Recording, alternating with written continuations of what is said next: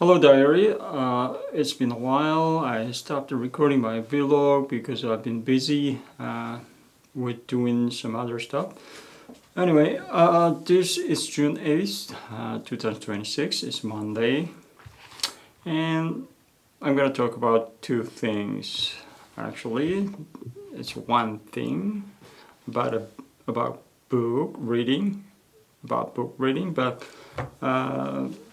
I brought up two books.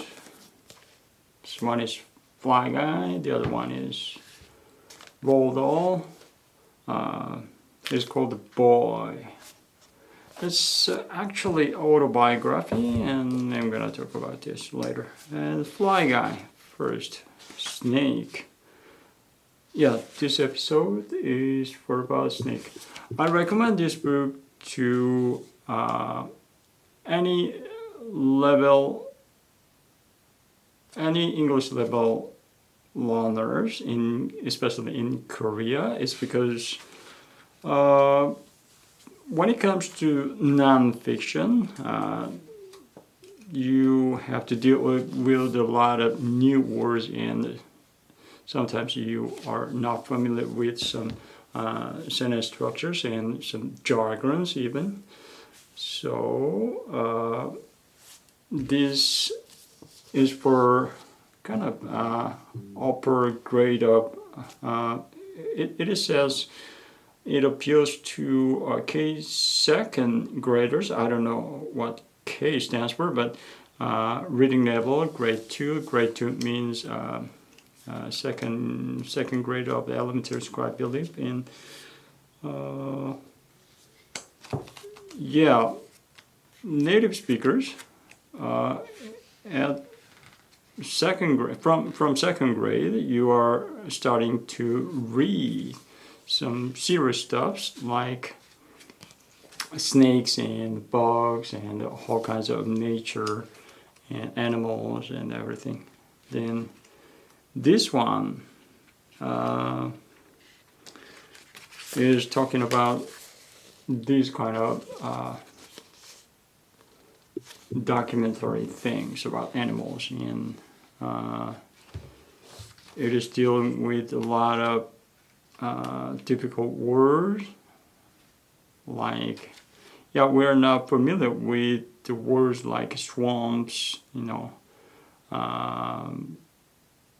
what else?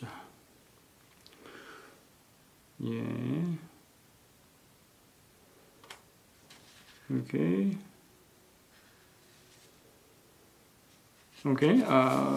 let me give you some example. Many snakes use the color and texture of their scaly skin to make it harder for other animals to see them. This is called the camouflage. We don't use camouflage much, so we don't know this word. But by reading these interesting stuff, you can learn, kind of naturally, you learn these new words, camouflage and the scaly, and so on and on. A lot of new words you never encounter on your school textbooks in Korea. So I strongly recommend this kind of books, entry-level documentary books. And second one, next one, I recommend this. This is called Boy by Roald Dahl. And Roald Dahl is this book is kind of autobiography. Autobiography means the biography written by the exact person of that book. So if you write the book about yourself, it could be an autobiography. And if someone else wrote about your life story, then it could be biography. But this one is autobiography. It's because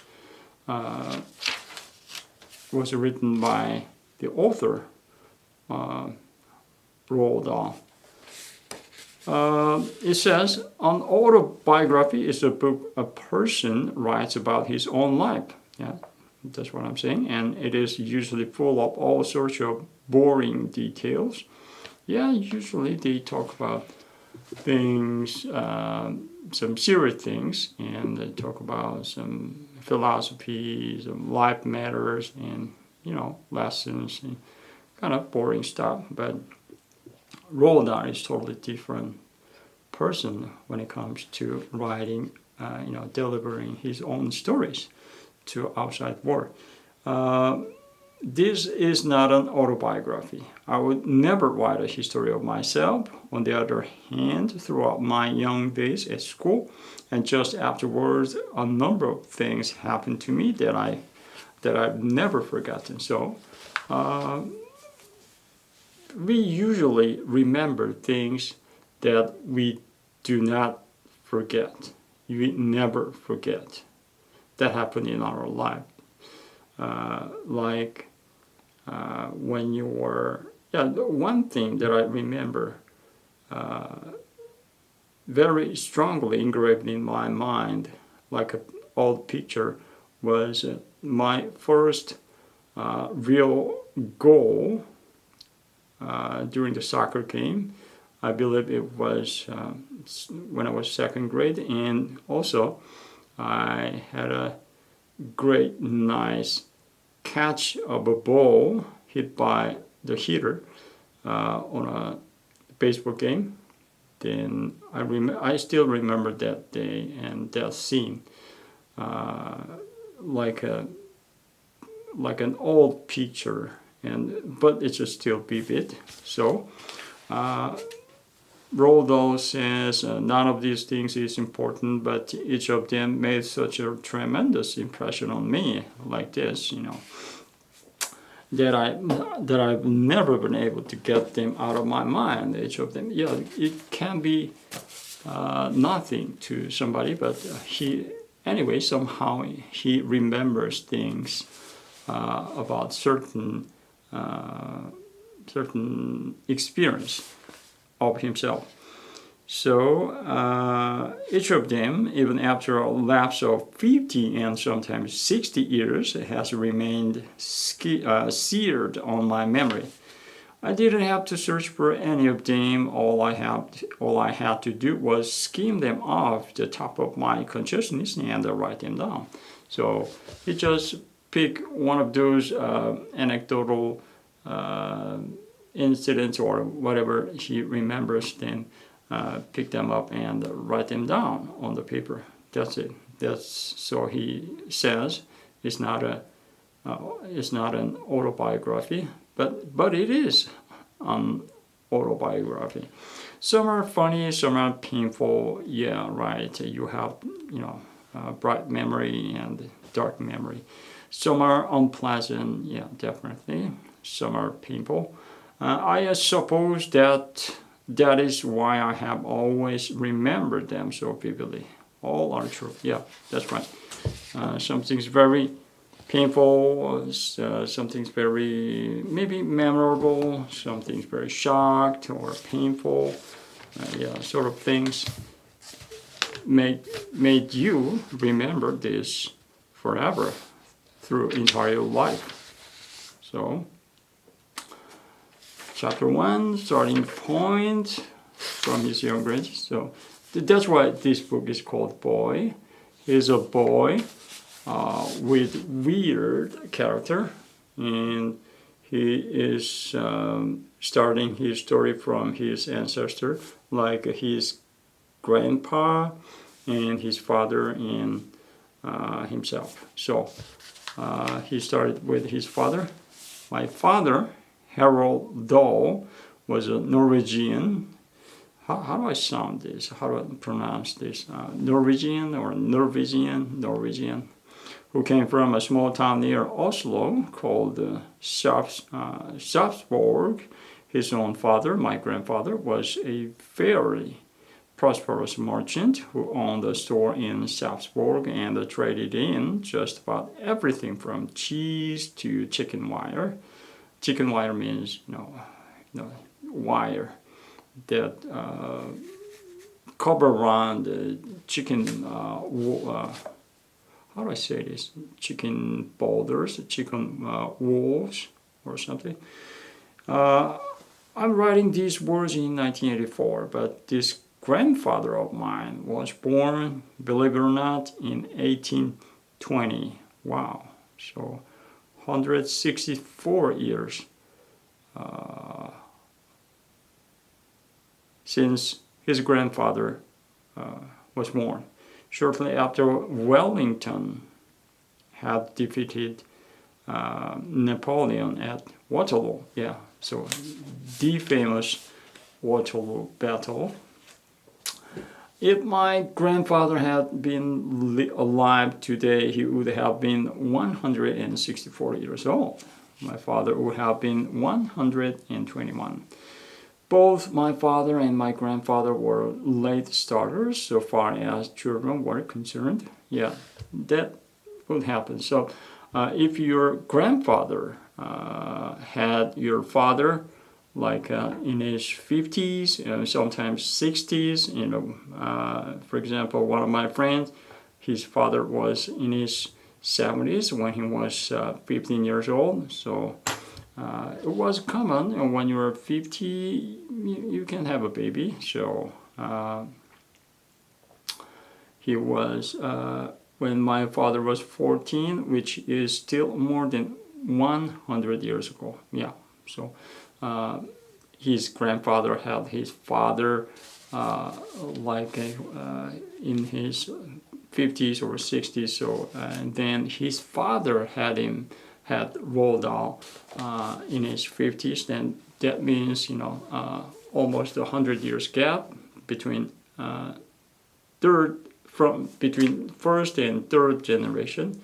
So when my father was 14, which is still more than 100 years ago, he was up on the roof of the family house replacing some loose tiles when he slipped and fell.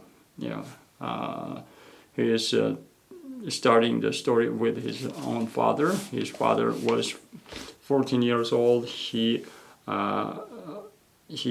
crawled up on the roof to fix the tiles, but he slept and fell down, and he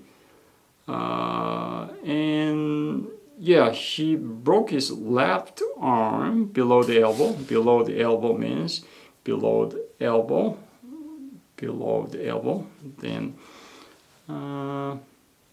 somebody ran to fetch the doctor. Fetch the doctor means bring the doctor to the scene. Yeah. And half an hour later, this gentleman made a majestic and drunken arrival in his horse-drawn buggy. Buggy means a how do I call this? I forget the word.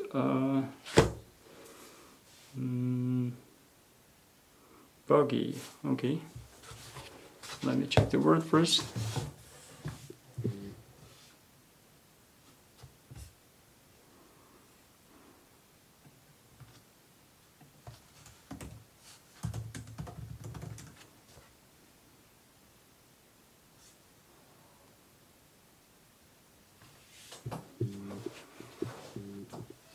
Yeah, it's a buggy.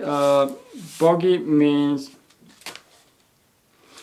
yes, buggy means carriage or wagon or some chariot or cart, driven by a horse.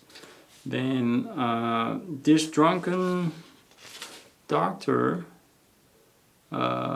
mistook the fractured elbow for a dislocated elbow. Wow, it's a big mistake. Roald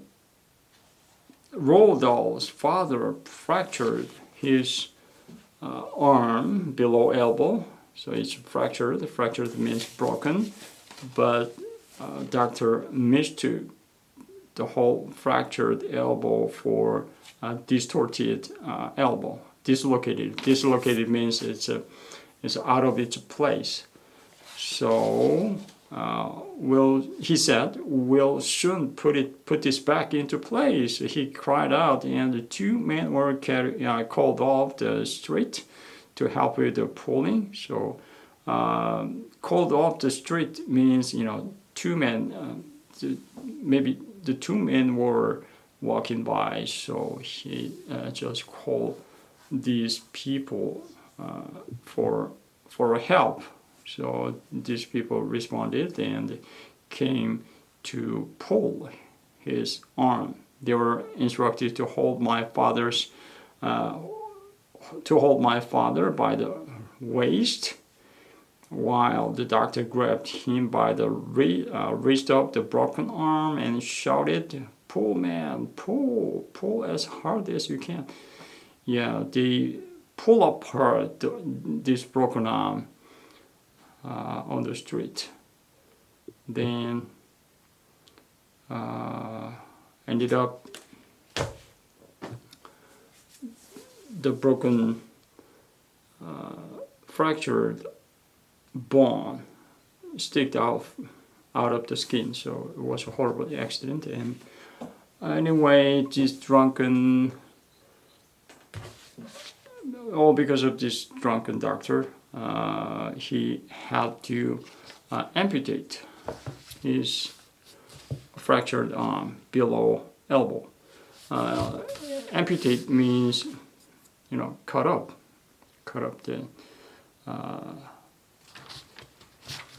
his broken arm. Then he lived his life without his left arm. Then he was very bright man, and he mastered somehow he mastered using only right arm to deal with almost everything for daily chores and everything in his life. So he said nothing could be better for him throughout his entire life. But one thing was cracking the egg was a problem for him. It's a kind of humor. And yeah, I've never seen a writer who's very bright and very funny and writing the short stories, ordinary things special. That means you write things about common topics, but you made it so special. You're taking some point out of nothing. So I love this guy. Yeah. Anyway, that's why I recommend this book, and that's it for today.